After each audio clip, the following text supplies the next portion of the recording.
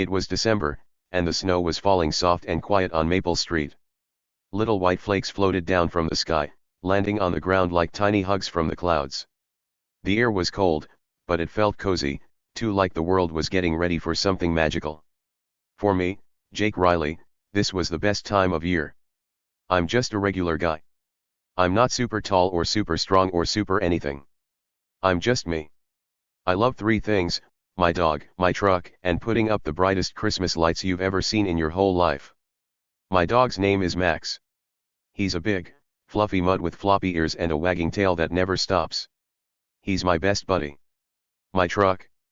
It's red and a little rusty, but it gets me where I need to go.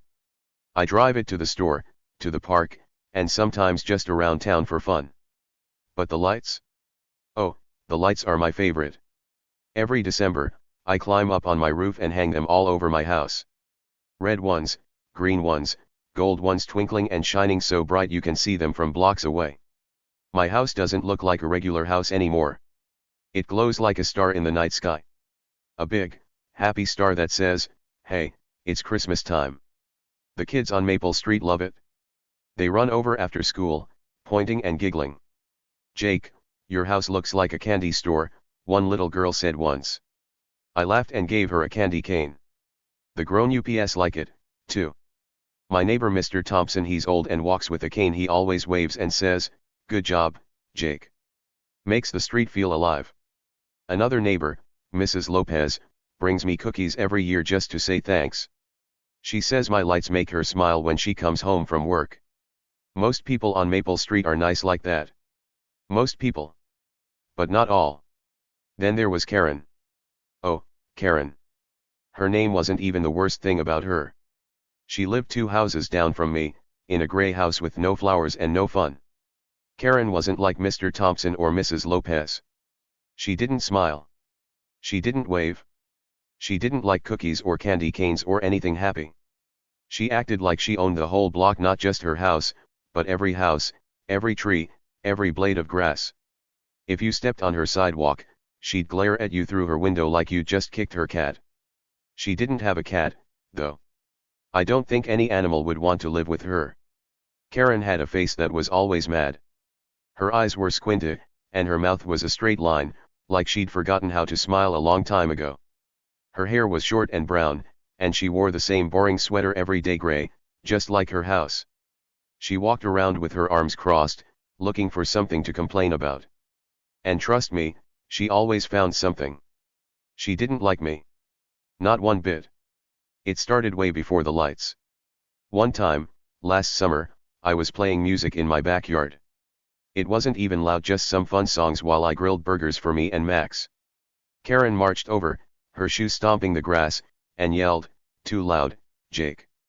Turn it off." I looked at her, surprised. "Karen, it's barely loud enough for me to hear," I said. She didn't care. "It's too loud for me," she snapped, then stomped back to her house. I turned it down anyway, just to keep the peace. Max barked at her as she left, and I gave him an extra piece of burger for that. Then there was my yard. I'm not the best at keeping it perfect. The grass gets a little long sometimes, and Max likes to dig holes. One day, Karen came over with her arms crossed tighter than ever. "Your yard is too messy, Jake," she said, pointing at a tiny hole Max had made. "It looks bad for the whole street." I scratched my head. "It's just a little dirt, Karen. I'll fix it," I told her. She huffed and walked away, muttering something about standards. I didn't know what she meant, but I shoveled some dirt back in the hole anyway. Max just dug it up again the next day. But my Christmas lights? Oh, those were different. Those sent her over the edge. I mean, way over. The first year I put them up, she didn't say anything for a few days. I thought maybe she liked them. Maybe she'd softened up a little. Nope. One night, I was outside checking the wires, and I saw her standing on her porch, staring at my house. Not smiling, not waving, just staring. Her squinty eyes glowed a little in the light from my red bulbs. She looked like she was planning something mean. I waved anyway.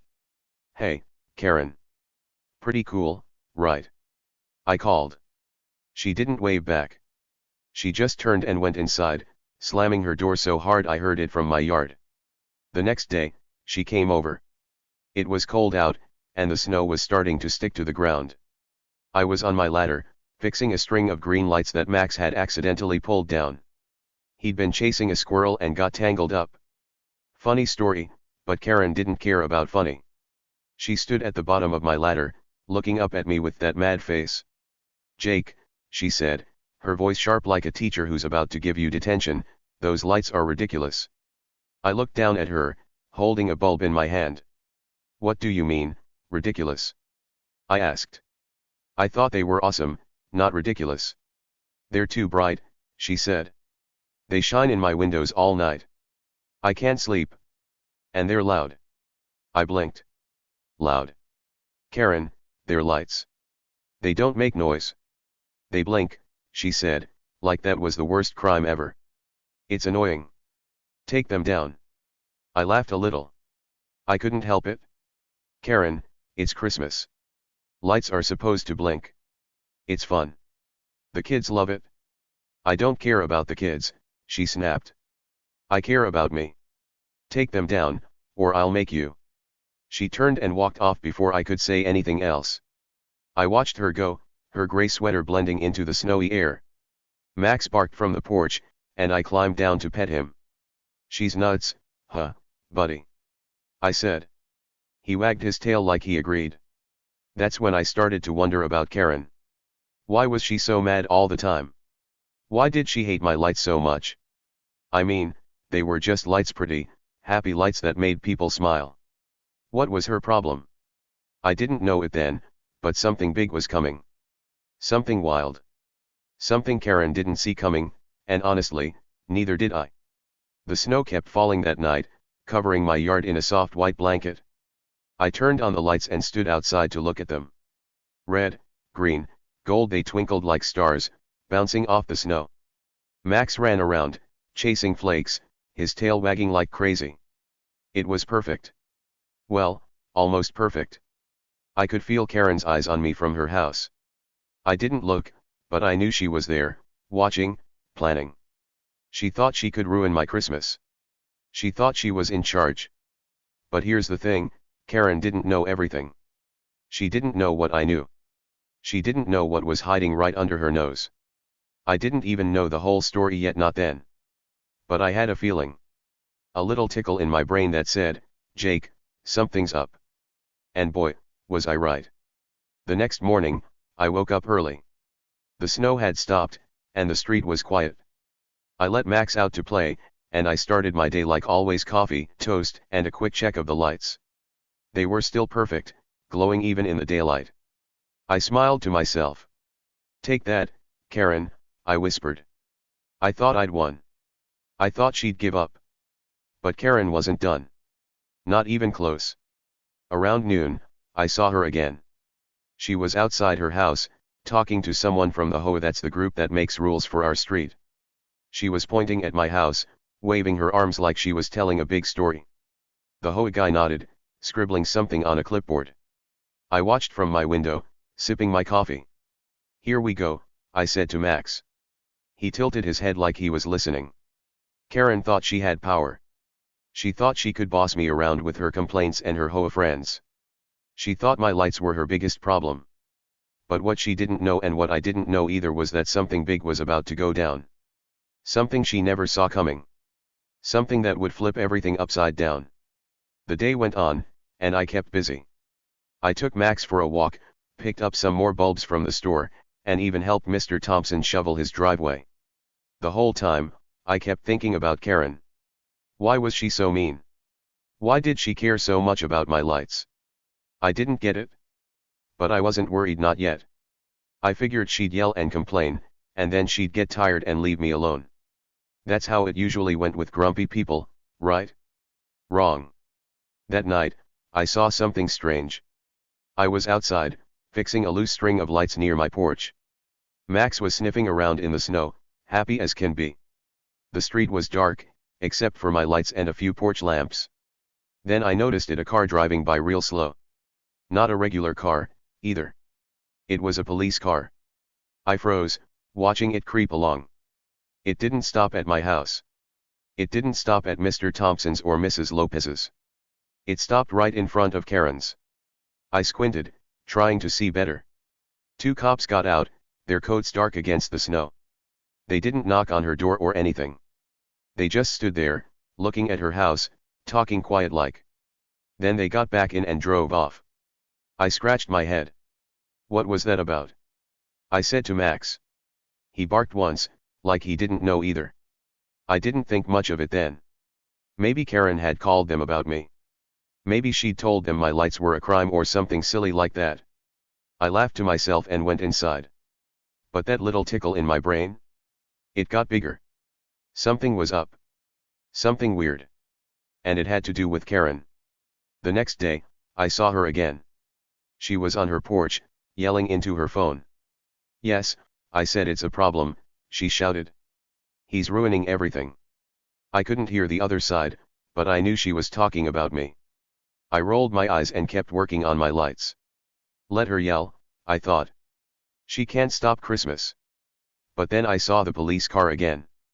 Same slow drive, same quiet stop in front of her house. This time, I watched longer. The cops didn't get out. They just sat there, looking.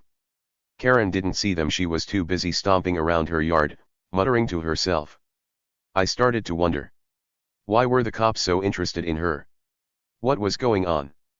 I didn't have answers yet. I didn't know the whole story.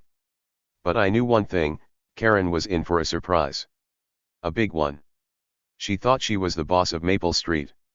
She thought she could scare me with her mean words and her HOA rules. She thought my lights were the biggest thing she had to worry about. She was wrong. The snow kept falling, soft and quiet, covering the street in white. My lights kept shining, bright and happy, making the kids laugh and the neighbors smile. And Karen? She kept glaring, kept complaining, kept thinking she was in control. But something was coming. Something she didn't expect. Something I didn't expect either. And when it hit, it was going to change everything. So that's where it started, me, my lights, and Karen, the grumpiest lady on Maple Street. It was just the beginning, but already, things were getting interesting. What was Karen hiding? Why were the cops watching her? And what did it all have to do with me? I didn't know yet. But I was about to find out. And trust me, it was going to be wild. It started small. Really small. Like a tiny snowball rolling down a hill that you don't think will get big, but then it does. That's how it was with Karen. She didn't just wake up one day and decide to be the meanest lady on Maple Street. No, it built up, little by little, and I was right in the middle of it. Karen lived 2 houses down from me, Jake Riley. I'm just a regular guy who loves my dog Max, my rusty red truck, and my super bright Christmas lights. My house glowed every night in December, red, green, and gold, twinkling like a big happy star. Kids loved it. Neighbors smiled. But Karen? She hated it. And she wasn't quiet about it either. The first time she complained, it was a chilly afternoon. Snow was on the ground, and I was outside fixing a string of lights that Max had yanked down while chasing a squirrel. I was humming a Christmas song, feeling good, when I heard her shoes crunching through the snow. I looked up, and there she was, Karen, marching over like she was on a mission. Her arms were crossed tight across her gray sweater, and her face was all pinched up, like she'd just sucked on a sour lemon. Jake, she yelled, her voice sharp and loud. Those lights are too bright.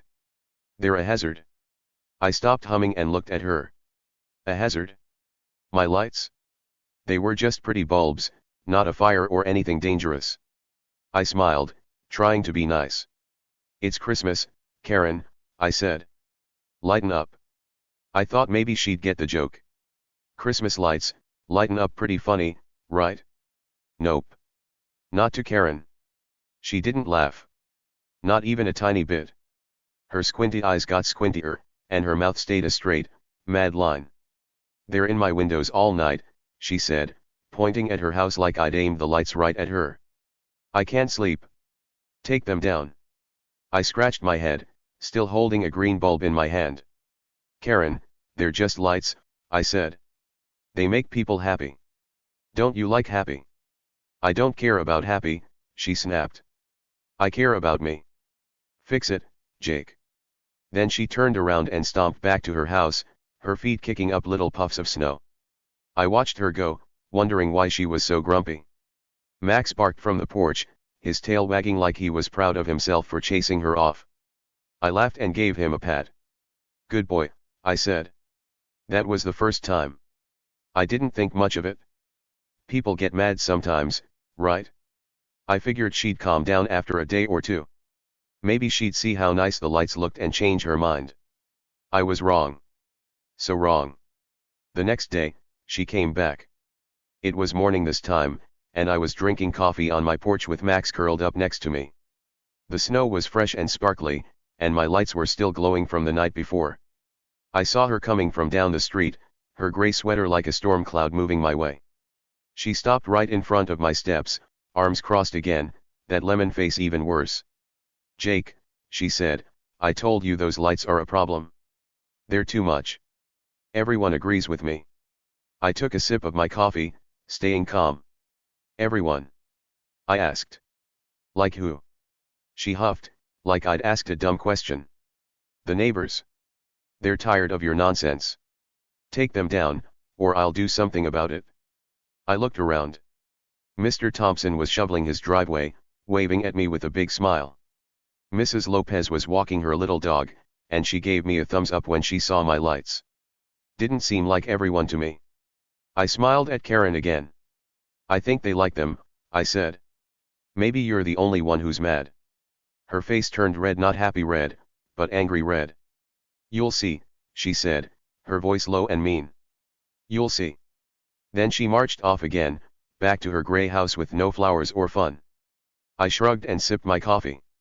Max barked once, like he was saying, she's weird. I agreed.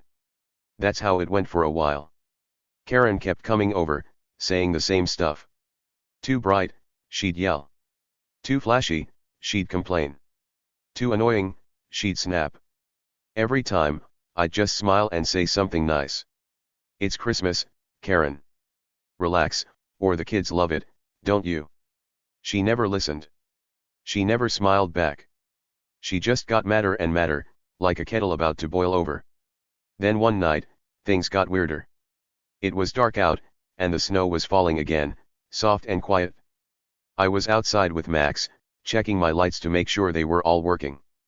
The street was peaceful, just me, my dog, and the glow of red and green. I was bending down to fix a bulb when I felt something. You know that feeling when someone's watching you? Like eyes on your back. I stood up slow and turned around.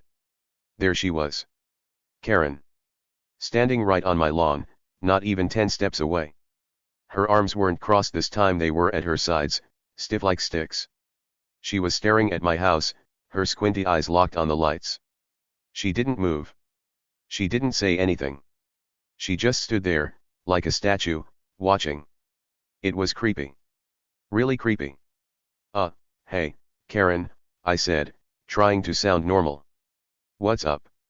Max growled a little, his ears perked up. She didn't answer right away. She just kept staring, like she was planning something big. Finally, she looked at me, her face hard and cold. I'm calling the HOA, she barked. You're breaking every rule, Jake. Every single one. Those lights are done. I blinked. The HOA? That's the group that makes rules for our street, like no loud parties or no painting your house purple. I didn't think they cared about Christmas lights. What rules? I asked. They're just decorations. They're a hazard, she said again, like it was her favorite word. Too bright. Too loud. Too everything. The HOA will make you stop. Then she turned and walked off, her shoes crunching loud in the snow. I watched her go, feeling that tickle in my brain again. The HOA? Really? I wasn't scared of her little club. I figured they'd laugh at her and tell her to chill out. But Karen didn't think so. She thought she had me trapped. The next morning, I found out she wasn't kidding. I went to get my mail like I do every day, and there it was. A letter. A big, white envelope with my name on it. I opened it up, and inside was a piece of paper with big red letters at the top. Notice, it said. I read it slow, my coffee getting cold in my hand. It said my lights were against the rules. It said they were too bright and a disturbance. It said I had to take them down by the end of the week, or I'd get in trouble. Big trouble. I looked at the bottom of the letter. There was a signature messy and scribbly, but I knew it right away. Karen's handwriting. She'd written it herself, like she was the boss of everything. I stood there in my driveway, holding that letter, snow falling soft around me. Max barked from the porch, like he could tell something was wrong. I looked up at Karen's house. Her curtains moved a little, like she was peeking out, watching me. I could almost see her smirking, thinking she'd won. She thought she had me beat. She thought I'd climb up on my roof, pull down every light, and let her have her way. She thought I'd give up, just like that. But here's the thing, I wasn't just some guy with lights. I wasn't just Jake Riley, the guy with the dog and the truck. I had something up my sleeve. A secret weapon. And Karen? She was about to trip right over it. I didn't know everything yet. I didn't know how big this was going to get. But I knew one thing, Karen wasn't as smart as she thought. She could march over with her lemon face and her mean words. She could call the HOA and write her silly letters. She could glare and stomp and yell all she wanted. It didn't matter. Because something was coming, something she didn't see. And I didn't see it all yet either, but I could feel it, like a buzz in the air. The next few days were quiet. Too quiet. Karen didn't come over, but I saw her watching. Every time I went outside, I'd catch her peeking from her window or standing on her porch, arms crossed, staring at my house. She was waiting. Waiting for me to take the lights down. Waiting for me to give in. But I didn't. I kept them up, shining bright every night. Red, green, gold, twinkling like nothing was wrong. Max would run around the yard, barking at snowflakes, and I'd sip my coffee, acting like that letter didn't exist. Then one afternoon, I saw her talking to someone. I was shoveling my driveway, snow had piled up high, and I looked up to see a man in a brown coat standing in front of Karen's house.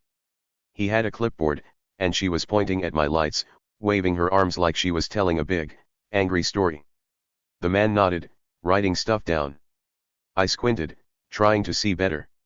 That's when I figured it out. He was from the HOA. She'd really called them. I kept shoveling, pretending I didn't care. But inside, I was thinking hard. What was Karen up to?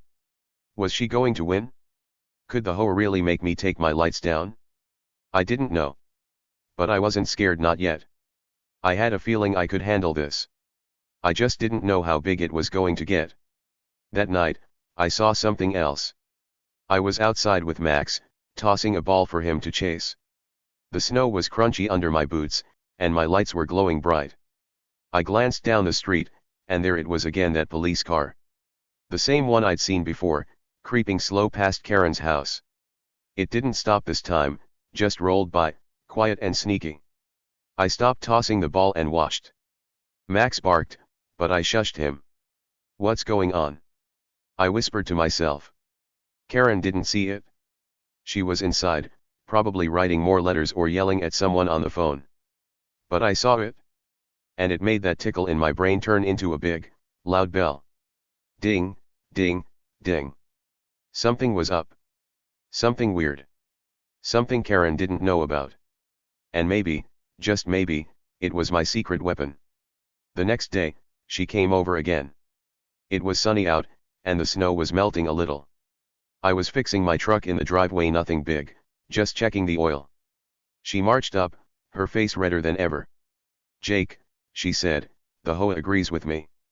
Your lights are against the rules. They're coming to check tomorrow. You're done. I wiped my hands on a rag and looked at her. Tomorrow, I said. That's fast. They don't mess around, she said, smirking now. Take them down, or they'll fine you. Big money. You can't win this, Jake. I smiled, just a little one. We'll see, I said. She glared at me, then stomped off. I watched her go, that bell in my brain ringing louder. She thought she had me. She thought her HOA buddies were going to scare me. She thought I'd pull every light off my house and bow down to her. But she didn't know what I knew. She didn't see what I saw. The police car came back that night. Slow, quiet, stopping right in front of her house again. I watched from my window, Max snoozing on the couch next to me. The cops didn't get out, they just sat there, looking. Then they drove off. I leaned back, thinking. Karen was in trouble. Not with me, with something bigger. And I was starting to figure it out. She didn't know it yet. She thought she was winning. She thought her letter and her HOA and her mean face were enough. But I had something she didn't expect. A secret weapon. Not lights, not Max, not my truck, something else. And when it came out, Karen was going to fall flat on her face. She was about to trip right over it, and she didn't even see it coming. Days went by after Karen's big HOA letter showed up. The snow kept falling on Maple Street, soft and quiet, covering everything in white. My lights stayed up, shining bright red, green, and gold, twinkling every night. I'm Jake Riley, just a regular guy with a dog named Max and a rusty red truck. I love my Christmas lights more than anything, and I wasn't about to let Karen scare me into taking them down. But she wasn't giving up either. Oh no, she got louder. Way louder. It started with her banging on my door. One morning, I was inside eating toast with Max sitting by my feet, hoping for crumbs. The snow was piled up outside, and my lights were still glowing from the night before. Then bam bam bam. The noise made me jump, and Max barked like crazy. I got up, brushed the crumbs off my shirt, and opened the door. There she was, Karen, standing on my porch with her arms crossed and her face all red and mad. "Jake," she shouted, so loud I bet the whole street heard. "Your lights are breaking neighborhood standards. Take them down right now." I blinked at her. Neighborhood standards? What did that even mean? "Karen," I said, trying to stay calm, "they're just lights. They're fun. What's the problem?" She didn't like that. Her squinty eyes got even squintier. "The problem is you," she yelled. "You're a troublemaker, Jake. You don't care about the rules. You don't care about us." Then she banged her fist on my door frame, turned around, and stomped off through the snow. Max barked again, and I shut the door, scratching my head. "She's nuts," I said to Max. He wagged his tail like he agreed. But that wasn't the end of it. Karen didn't just yell at me, she started telling everyone I was bad news. I found out a couple days later when I was walking Max down the street. The snow was crunchy under my boots, and Max was sniffing everything like it was a big adventure. I waved at Mrs. Lopez, who was outside with her little dog. She waved back, but she looked funny, like she didn't know what to say. "Hey, Mrs. Lopez," I called. "You okay?" She nodded, but then she said something weird. "Jake, is it true you're ruining our street?" I stopped walking. Max tugged on his leash, but I held him still. "Ruining the street?" I said. "What do you mean?" Mrs. Lopez looked down at her dog, then back at me. "Karen's been talking," she said. "She told me and Mr. Thompson and a bunch of people that you're a troublemaker. She said your lights are making everything bad." I laughed a little, even though I didn't feel happy. "She said that? Really?" Mrs. Lopez nodded. "Yeah. She's been whining to anyone who'll listen. But don't worry, Jake. Most of us don't believe her. She's been a pest for years." Then she smiled and walked off with her dog. I stood there in the snow, Max pulling at the leash again. A pest for years? That made sense. Karen was always mad about something: loud music, messy yards, anything she could complain about. But now she was after me, and she was spreading stories like I was some kind of bad guy. I didn't let it bother me too much. When I got home, I went back to my lights. I had a new string of gold ones to hang up, and I climbed my ladder to put them along the roof. The whole time, I kept quiet. Karen could yell and whine all she wanted, I wasn't going to fight her. I'd just nod, wave, and keep doing my thing. That's how I am. I don't like trouble. I like peace. And lights. Lots of lights. But while I was working, I started noticing something odd. Something that made my brain tingle like it did before. It was the cop cars. You know how I saw one driving by Karen's house a few times? Well, it wasn't just once or twice anymore. It kept happening. Almost every day, I'd see a police car cruising down Maple Street, slow and sneaky. Not fast like they were chasing someone, just creeping along, like they didn't want anyone to notice. And here's the weird part, they weren't coming to my house. They were going past hers. Karen's gray house with no flowers or fun. The first time I saw it again was a few days after the door banging. I was outside with Max, tossing a ball for him to chase in the snow. The sun was setting, and my lights were just starting to glow. I threw the ball, and Max ran after it, barking like crazy. That's when I saw the car, black and white, moving real slow down the street. I stopped and watched. It rolled past my house, past Mr. Thompson's, and then slowed down even more right in front of Karen's. The windows were dark, so I couldn't see the cops inside, but they stayed there for a minute, just looking. Then they drove off, quiet as a mouse. I picked up the ball Max dropped at my feet and scratched my head. "That's weird," I said to him. He barked, like he didn't care about cop cars, just his ball. I threw it again, but I kept thinking. Why were the cops watching Karen? Was it about my lights? Did she call them on me? I didn't think so. They weren't stopping at my place. They were watching her. And that made me wonder, what's Karen hiding? The next day, it happened again. I was shoveling my driveway, snow had piled up high overnight, and I saw another cop car. Same slow drive, same stop in front of Karen's house. This time, I watched closer. The cops didn't get out, but I saw one of them writing something, like they were taking notes. I leaned on my shovel, squinting through the snow. Karen's curtains were closed, and her house looked dark. She wasn't outside yelling or anything. Did she even know they were there? I didn't think so. I kept quiet about it. I didn't tell Mrs. Lopez or Mr. Thompson or anyone. I just watched. Every day or two, I'd see that car, or sometimes a different one, creeping by. Always slow, always sneaky, always stopping at Karen's.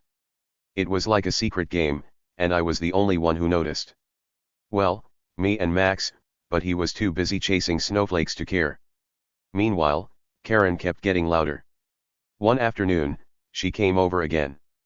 I was fixing my truck in the driveway, just checking the tires this time, when I heard her shoes crunching through the snow. I looked up, and there she was, her face redder than a Christmas apple. "Jake," she shouted. "I told you. Neighborhood standards. Your lights are a disgrace." I wiped my hands on a rag and stood up. "Hey, Karen," I said, keeping my voice nice. "What's a disgrace?" "Your lights," she yelled, pointing at my house like it was a monster. "They're ugly. They're loud. They're ruining everything. Everyone hates them." I looked at my house.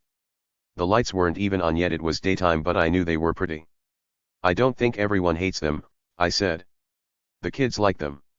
Mr. Thompson likes them." She stomped her foot, kicking up snow.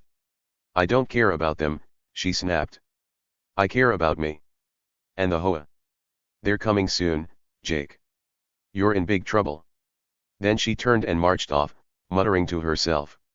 I watched her go, shaking my head. Max barked from the porch, and I waved at him. "She's crazy," I said. He wagged his tail. But her words stuck with me. The HOA was coming soon?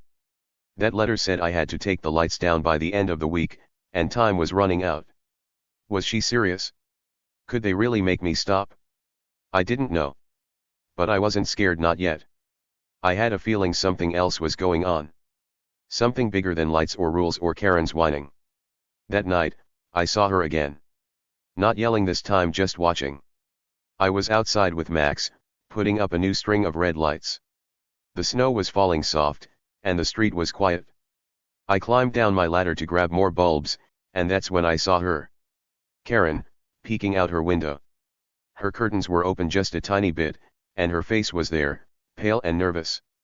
She looked like a cat that heard a loud noise, jumpy, scared, not mad. She didn't know I saw her. She didn't know I was watching back. I stood still, pretending to fix a light, but I kept my eyes on her house. Why was she nervous? She was always so loud and bossy, yelling at me, banging on doors, telling everyone I was a troublemaker. But now she looked different. Scared. Like something was wrong. I didn't say a word. I just watched, and then she pulled the curtains shut fast, like she'd seen a ghost. I went back to my lights, but my brain was buzzing. What's Karen hiding? I thought. She was mad about my lights, sure, but this was something else. Something big. And those cop cars, they had to be part of it. They kept coming, slow and sneaky, watching her house. I wasn't the only one keeping secrets, it seemed. Karen had something going on, and I was starting to figure it out. The next day, I decided to pay more attention. I took Max for a long walk around the block, keeping my eyes open. The snow was deep, and Max loved jumping in it, but I wasn't playing. I was looking. When we passed Karen's house, I slowed down. Her curtains were closed tight, and her porch was empty. No yelling, no stomping, just quiet. Too quiet. Then, right on time, the cop car showed up. It rolled by, slow as ever, stopping in front of her house again. I ducked behind a tree with Max, peeking out. The cop sat there, watching, then drove off. Max whined, but I shushed him. Something's up, I whispered. When I got home, I sat on my porch with a cup of hot cocoa, thinking. Karen was loud, banging on doors, whining to neighbors, calling the HOA. But she was nervous, too. And the cops? They weren't here for me. They were here for her. I didn't know why yet, but I knew it was true. I wasn't just some guy with lights anymore. I was a guy with a mystery. And Karen? She was the key. Days kept going, and Karen kept yelling. One morning, she came over while I was shoveling snow. "Jake," she shouted. "The HOA's coming tomorrow. Your lights are done." I just nodded and kept shoveling. She huffed and left. That night, I saw the cop car again, slow, sneaky, watching. And I saw Karen peeking out her window again, nervous as ever. She didn't know I saw. She didn't know I was putting it together. I wasn't the only one with secrets. Karen had something big, something bad. And I was getting closer to figuring it out, one little clue at a time. Then it happened. Christmas Eve. The best night of the year, or at least, it was supposed to be. Snow was falling soft and slow on Maple Street, covering everything in a white blanket. My name's Jake Riley, and I'm just a regular guy who loves my dog Max, my rusty red truck, and my Christmas lights. Oh, those lights. They were my pride and joy. That night, they were blazing red, green, gold, all twinkling like a million stars stuck to my house. The whole street glowed, and I felt happy. Really happy. I was outside, standing in my snowy yard, sipping hot cocoa from a big mug. The air was cold, but the cocoa was warm, and my lights made everything feel cozy. Max was inside, snoozing by the fireplace, probably dreaming about chasing squirrels. It was quiet, peaceful, like the world was taking a big, deep breath before Christmas morning. I looked up at my house, smiling at how pretty it was. The kids on the street loved it. Mr. Thompson loved it. Mrs. Lopez loved it. Everyone did, well, almost everyone. That's when I heard her. Crunch, crunch, crunch, shoes stomping through the snow. I didn't even have to look to know who it was. Karen. She lived 2 houses down, and she'd been mad at me for weeks about my lights. She said they were too bright, too flashy, too everything. She'd banged on my door, yelled at me, called the HOA, even told everyone I was a troublemaker. But I kept my lights up, shining every night, because I wasn't going to let her ruin Christmas. She stormed over, her gray sweater looking dark against the snow. Her face was red, her squinty eyes wide with anger, and she had her phone in her hand, holding it up like a weapon. "That's it, Jake," she shouted, her voice cutting through the quiet night. "I'm calling 911. You're a public nuisance. I've had enough." I stood there, holding my cocoa, watching her. She was smirking now, like she thought she'd finally won. Like this was the moment she'd been waiting for. She tapped her phone, her fingers moving fast, and held it to her ear. "Yes, hello," she said into it, loud and proud. "I need the police. There's a guy here ruining the neighborhood with his stupid lights. Come quick." I didn't move. I just leaned back against my porch railing, taking a slow sip of my cocoa. It was still warm, and it tasted good, chocolatey and sweet. I looked at Karen, her smirk getting bigger, and I said, "Go ahead, Karen. Call M." My voice was calm, not mad or scared. Just calm. She didn't notice how calm I was. She didn't notice a lot of things. Like the police car already parked across the street. It had been there for a few minutes, quiet and still, tucked between two houses where the shadows hid it. I'd seen it pull up while I was pouring my cocoa inside. 2 cops were inside, just sitting, watching. I didn't think much of it at first. Those cars had been coming by a lot lately, always stopping near Karen's house. But now it made sense. And Karen? She didn't see it at all. She was too busy yelling into her phone. Yes, his name's Jake, she said, pointing at me with her free hand. He's got these awful lights all over his house. It's a hazard. You need to stop him. She kept talking, her voice getting louder, her smirk growing like she'd just won a big prize. I took another sip of cocoa and waited. I didn't say anything. I didn't need to. That's when the car doors opened. 2 officers stepped out, their boots crunching on the snow. They were tall, wearing dark coats and hats, and they didn't look happy. But they weren't walking toward me. Nope. They were walking toward her house, slow and steady, like they had all the time in the world. Karen didn't hear them at first. She was too busy shouting into her phone. But then one of the cops spoke, his voice loud enough for me to hear across the yard. Ma'am, he said, strong and clear. We need to talk. Karen froze. Her phone was still at her ear, but her mouth stopped moving. She turned her head slow, like she couldn't believe what she was hearing. Her smirk was gone, and her face went white like the snow around us. What? She said, her voice shaky now. No, I called about him. She pointed at me again, her finger wobbling a little. He's the problem. Not me. The cop shook his head. He was big, with a serious face, and he didn't look like he was joking.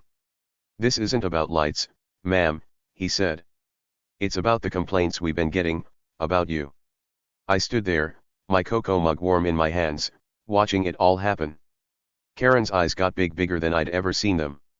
Her phone slipped a little, and she grabbed it with both hands, like it could save her. Complaints, she said, her voice high and squeaky. What complaints? I didn't do anything. It's him. He's the troublemaker. The second cop stepped closer. He was shorter, with a notepad in his hand. We've been hearing different, ma'am, he said. Lots of calls. 4 weeks now.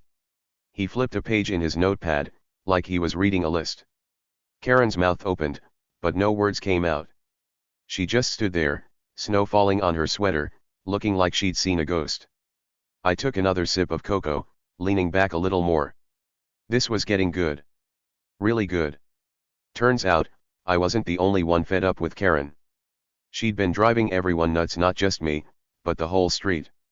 Neighbors had been calling the cops for weeks, telling them all about her. Late night yelling?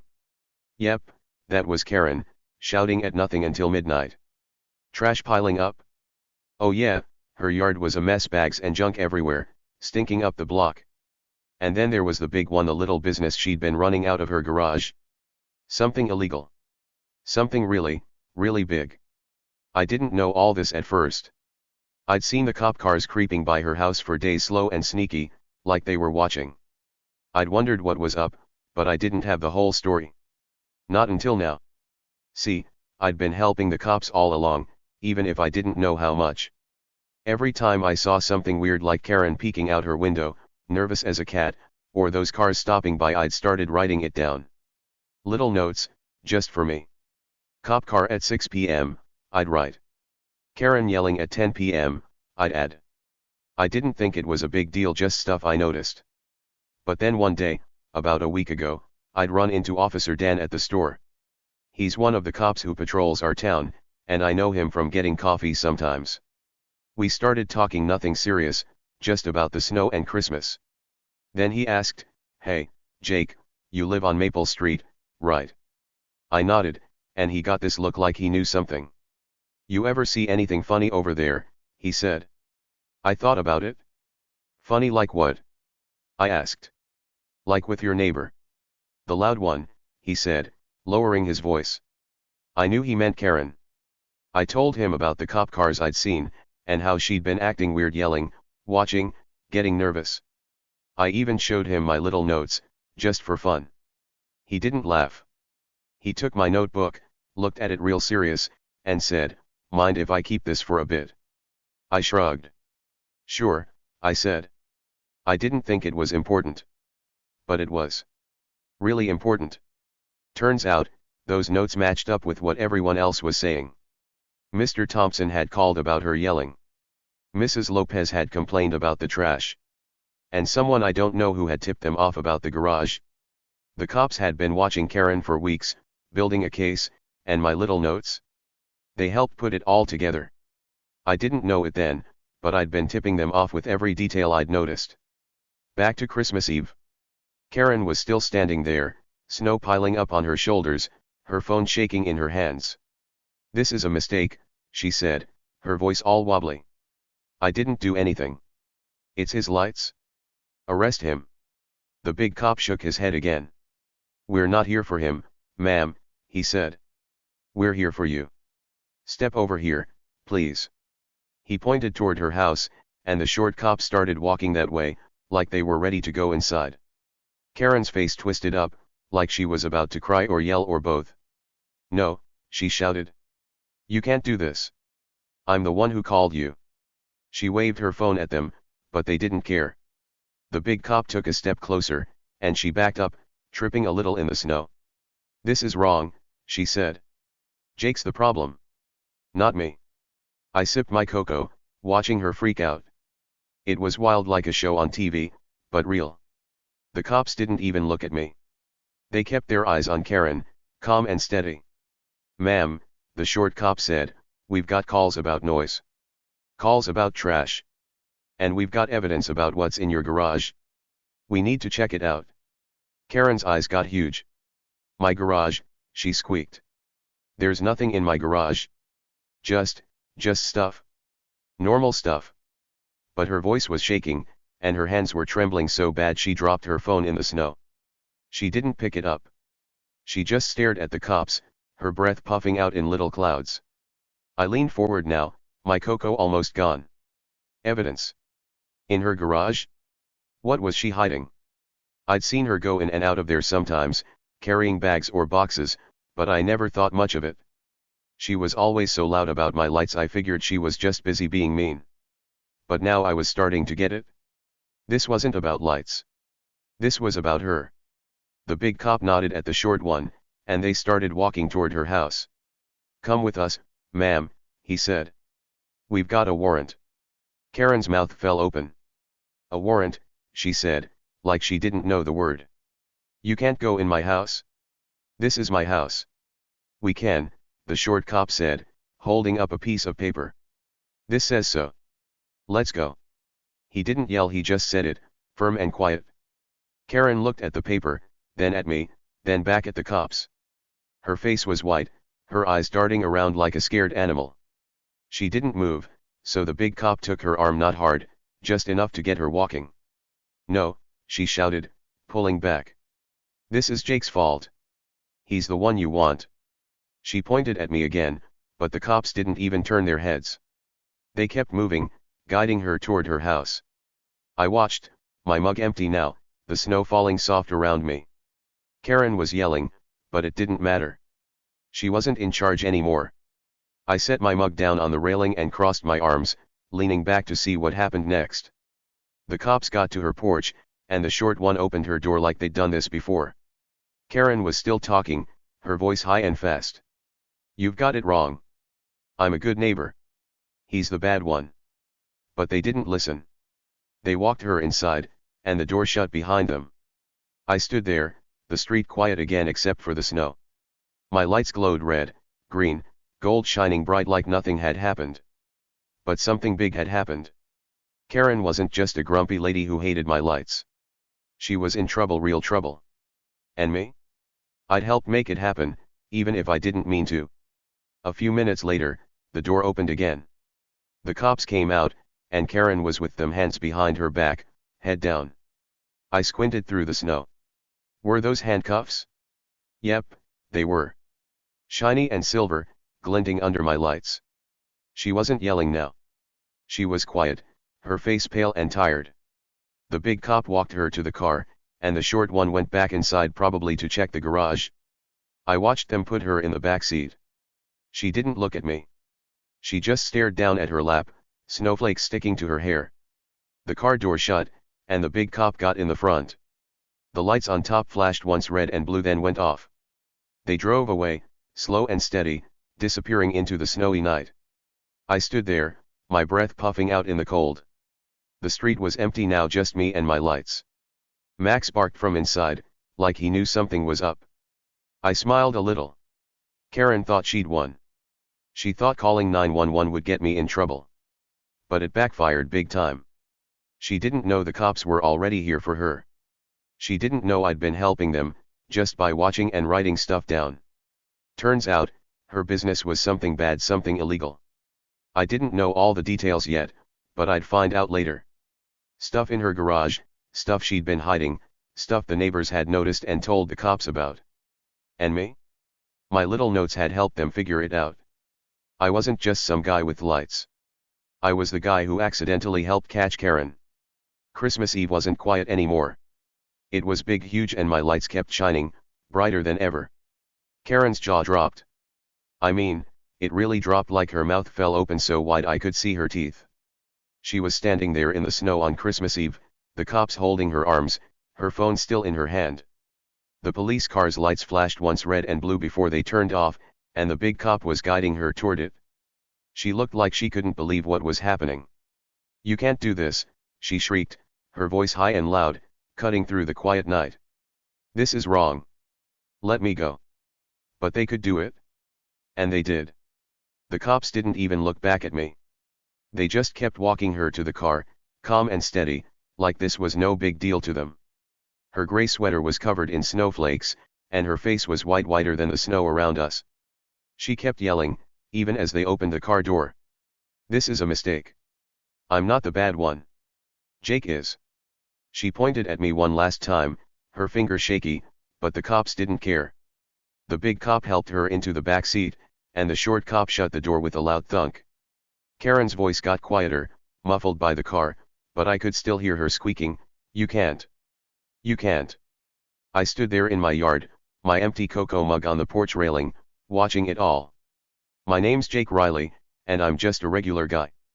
I love my dog Max, my rusty red truck, and my Christmas lights, those bright, happy lights that made my house glow like a star. Red, green, gold, they were blazing that night, shining brighter than ever, even with all the snow falling soft around them. Karen had tried to stop them. She'd yelled, banged on my door, called the HOA, and even dialed 911, thinking she'd get me in trouble. But now she was the one in trouble, big trouble, and my lights? They stayed up, twinkling like nothing had happened. The police car started moving, slow and steady, rolling down Maple Street. I watched it go, the handcuffs on Karen's wrists glinting under the glow of my lights. They sparkled a little silver and shiny before the car turned the corner and disappeared into the snowy night.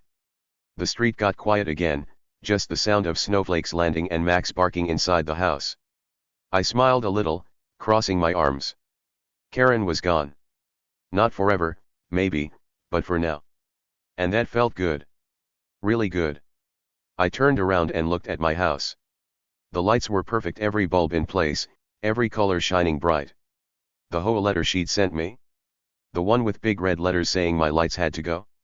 I'd shredded it right after the cops took her away.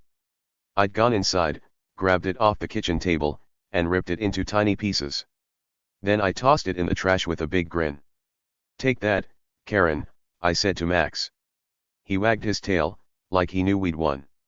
The block was peaceful at last. No more banging on my door. No more yelling about neighborhood standards. No more Karen stomping over with her mad face and her mean words. It was Christmas Eve, and everything felt right, like the street could finally breathe again. I picked up my mug and went inside, letting Max jump all over me.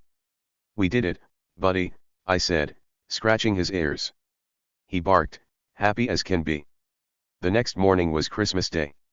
The snow had stopped, and the sun came out, making everything sparkle. I woke up early, made some coffee, and took Max outside to play. My lights were still on, they'd been on all night and they looked even prettier in the daylight.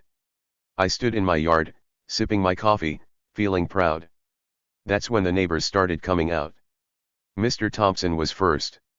He's old, with a cane and a big coat, and he shuffled over from next door. "Jake," he called, waving at me. "I heard what happened last night. Is it true? Did the cops take Karen away?" I nodded, smiling. "Yep," I said. "Right in front of my house. She called them on me, but they were here for her." Mr. Thompson laughed a big, loud laugh that made his belly shake. "Well, I'll be," he said. "That's the best Christmas gift I ever got. She's been a pest forever, always yelling at me about my roses. Good riddance." He clapped me on the shoulder and shuffled back to his house, still chuckling. Then Mrs. Lopez came over. She had her little dog with her, a fluffy white one that barked at Max. "Jake," she said, her eyes big, "is it true? Karen's gone." "Yep," I said again. "Cops took her last night. Something about her garage and a bunch of complaints." Mrs. Lopez put her hand over her mouth, then grinned. "Oh, thank goodness," she said. "She kept telling me my dog was too loud, can you believe that? And her trash. It stunk up the whole street. You're a hero, Jake." She hugged me quick, then ran off to tell someone else, her dog yipping behind her. Pretty soon, more neighbors came out. There was Tommy, the kid from across the street, who loved my lights. "Jake, did you fight her?" he asked, his eyes wide. I laughed. "Not really," I said. "The cops did the work." He cheered anyway, like I'd won a big battle. Then there was Mrs. Carter, who brought me a plate of cookies. "For the hero of Maple Street," she said, winking. I took the cookies and thanked her, feeling my face get warm. Turns out, everyone had a Karen story. Mr. Thompson said she'd yelled at him for planting roses too close to her fence. Mrs. Lopez said she'd complained about her dog barking once. Tommy's mom told me Karen had called her a bad parent because Tommy rode his bike too fast. Every house on the street had something, a time when Karen had been mean, loud, or just plain annoying. She'd been driving everyone nuts for years, and now they were free. And they were happy. They cheered when they heard the whole story, how Karen had called 911 on me, thinking she'd win, but the cops were already there for her. How she'd been hiding something bad in her garage, something illegal, something big. How I'd helped the cops without even knowing it, just by watching and writing stuff down. "You're our hero, Jake," Tommy's mom said, and everyone clapped. I waved my hands, feeling shy. "I'm not a hero," I said. "I just like my lights." But they didn't agree. To them, I was the guy who stood up to Karen, the guy who kept his lights up no matter what she did. They didn't care that I hadn't fought her with fists or yelled back. They cared that I'd stayed calm, kept going, and helped the cops catch her. Now they had a hero story, and I was in it. Later that day, I found out more. Officer Dan, the cop I knew from the coffee shop, stopped by. He knocked on my door while I was eating cookies with Max. I let him in, and he sat down, his hat in his hands. "Jake," he said, "I wanted to say thanks." "For what?" I asked, giving Max a cookie crumb. "For your notes," he said. "Those little things you wrote down, times, dates, what you saw. They helped us a lot. We'd been getting calls about Karen for weeks, but your stuff tied it all together." I blinked. "Really? It was just stuff I noticed." He nodded. "Yep. Her yelling, the trash, the cars we saw, it matched what everyone said. And the garage? She was hiding stuff she wasn't supposed to have. Bad stuff. We're still figuring it out, but she's in big trouble now." "Wow," I said. "So it wasn't about my lights?" Dan laughed. "Nope. She thought it was, but nope. Your lights are fine. Keep 'em up." He stood up, shook my hand, and left. I sat there, Max licking crumbs off the floor, thinking about it. Karen had been so mad about my lights, but that wasn't her real problem. Her real problem was her, and now she was paying for it. The rest of Christmas Day was perfect. The neighbors came by all afternoon, bringing cookies, hot chocolate, even a little present for Max, a chew toy shaped like a bone. We stood outside, looking at my lights, talking and laughing. The street felt different, lighter, happier, like a big weight was gone. Karen's house was dark, her curtains closed, her trash still piled up. But no one cared. They were too busy being happy. That night, I turned on my lights again. They glowed red, green, gold, brighter than ever, like they knew we'd won. I sat on my porch with Max, sipping more cocoa, watching the snow sparkle under the colors. The HOA letter was gone. Karen was gone. The block was peaceful at last. And me? I was just a guy who loved his lights and, okay, maybe I'd played the game better than Karen ever would. She thought she could boss me around, yell, complain, call the cops. She thought she'd win with her mean face and her rules. But I didn't fight her with yelling or fists. I just watched, waited, and let her trip over her own mess. And when the cops came, I was ready, not with a big plan, but with little notes that turned out to be enough. Karen didn't see it coming, but I did. Well, sort of. And now, Maple Street was mine again, ours again, and the lights stayed up, shining for everyone. So here's the thing, friends. I'm Jake Riley, just a regular guy who loves my dog Max, my rusty red truck, and my Christmas lights. You've heard my story, how Karen, the loudest, grumpiest lady on Maple Street, tried to ruin my fun. She yelled, banged on my door, called the HOA, even dialed 911, all because she hated my bright, happy lights. She thought she was the boss, stomping around with her mad face and her mean words. But in the end, she was the one who got caught, not me. And now that it's all over, I've been thinking a lot about what happened. There's something big I want to tell you, something simple, something true. Sometimes the loudest complainers are hiding the biggest messes. Think about it. Karen was always shouting about my lights, about the neighborhood, about everything. She acted like she was perfect, like she had the right to tell everyone what to do. Too bright, she'd yell. Too loud, she'd snap. She pointed fingers at me, calling me a troublemaker, telling everyone I was ruining the street. She was so loud, so bossy, that you'd think she had it all together. But she didn't. Oh no, she didn't. Under all that noise, she was hiding stuff, big, messy stuff. Late night yelling, piles of trash, and something bad in her garage. She was a mess, and she didn't want anyone to know. And the quiet ones. They might just be the ones who save the day. That's me, I guess. I'm not loud. I don't yell or fight or stomp around. I just do my thing, hang my lights, play with Max, sip my cocoa. When Karen came at me, I didn't shout back. I smiled, nodded, and kept going. I didn't know it at first, but I was watching, seeing things, writing little notes. Cop cars creeping by, Karen peeking out her window, nervous as a cat. I didn't make a big deal out of it. I stayed quiet. But that quiet stuff? It helped the cops catch her. It saved the street. I didn't need to be loud to win, I just needed to be me. Don't judge a book by its cover or a house by its lights. That's another thing I learned. Karen looked at my house and saw a problem. She saw the red, green, and gold twinkling every night, and she decided I was bad news. She didn't care that the kids loved it, that Mr. Thompson smiled, that Mrs. Lopez brought me cookies. She judged me by what she saw, lights she didn't like, and made up her mind. But she didn't know me. She didn't know I was helping, watching, keeping things safe. And her house? That gray, boring place with no flowers? It looked fine on the outside, but inside, it was a mess, a big, secret mess. You can't tell who someone is just by looking. You've got to dig deeper. You never know who's really got the power. Karen thought she did. She thought her yelling and her HOA letter and her 911 call would make her the winner. She thought she could boss me around and get her way. But the real power wasn't in being loud, it was in being smart, being patient, being kind. I didn't fight her with fists or words. I just kept my lights up, watched what was happening, and let her trip over her own trouble. The cops had power, too. They knew more than she did, and they waited for the right moment. In the end, the quiet ones, me, the neighbors, the cops, we had the power all along. Karen never saw it coming. So what do you think, friends? Did Karen deserve it? I've been wondering that myself. She was mean, sure. She made everyone miserable, yelling at Mr. Thompson about his roses, snapping at Mrs. Lopez about her dog, whining to anyone who'd listen.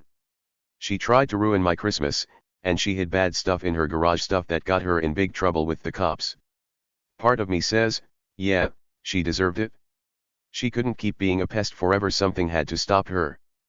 But part of me feels a little sad, too. Maybe she was grumpy because she was lonely. Maybe she didn't know how to be nice. I don't know. What do you think? Did she get what was coming to her, or was there another way? Tell me below, I want to hear. And while you're at it, tell me your wildest neighbor story. I bet you've got one. Maybe it's not as crazy as Karen calling the cops on my lights, but I'm sure it's good. Did your neighbor yell about your bike? Did they complain about your music? Did they do something funny or weird or mean? I want to know. Maple Street isn't the only place with big adventures. I bet your street has them, too. Share them with me, and let's laugh about it together. This whole thing with Karen got me thinking a lot. It started with lights, just some pretty bulbs I hung up to make people happy. But it turned into something huge. A mystery, a chase, a big win. I didn't plan it, I didn't even know what I was doing half the time. I just kept going, doing what I loved, and it worked out. That's a cool thing to remember. You don't have to be the loudest or the strongest to make a difference. You can be quiet, keep your eyes open, and still change everything. Christmas Day was the best after that. The snow sparkled, my lights glowed, and the neighbors were all smiling. We didn't talk about Karen much, just a little, to laugh about how she'd messed up. Mostly, we talked about happy stuff, presents, cookies, plans for the new year. Max ran around, chasing snowflakes, and I sat on my porch, feeling good. The street was peaceful, like it hadn't been in a long time. And my lights? They stayed up, shining bright, telling everyone that Christmas was still here. I guess what I'm saying is this: life's funny sometimes. You think you know who's who, the loud bossy one, the quiet regular one, but it flips around. The loud complainers might be hiding something messy, something they don't want you to see. And the quiet ones, they might surprise you. They might have power you didn't expect, power to fix things, to help, to save the day. Don't judge too fast. Look closer. Listen. You never know what's really going on until it all comes out. Karen's gone now, at least for a while. The cops took her away, and her house is dark and quiet. No more yelling, no more banging, no more mean letters. The neighbors are happy, and I'm happy, too. I didn't set out to be a hero, I just wanted my lights. But I ended up helping everyone, and that feels pretty great. Maybe you can do that, too. Maybe you've got a Karen in your life, and maybe you're the quiet one who'll figure it out. Keep your eyes open, friends. You never know when you'll save the day. So that's my story. A little street, some bright lights, a grumpy lady, and a big surprise. It's over now, but it stuck with me. It makes me think about how we live, how we treat people, how we judge them, how we stand up for what we love. My lights are still up, twinkling every night, and every time I see them, I remember. Loud doesn't always win. Quiet can be strong. And messes, they don't stay hidden forever. What about you? What's your story? Did Karen deserve it? Tell me below, I can't wait to hear. And your wildest neighbor tale, don't forget that. Let's share some laughs and some lessons. Because here's the last thing, friends, we're all in this together, lights, snow, neighbors, and all. Keep shining, keep watching, and keep being you. You never know who's got the power until the end.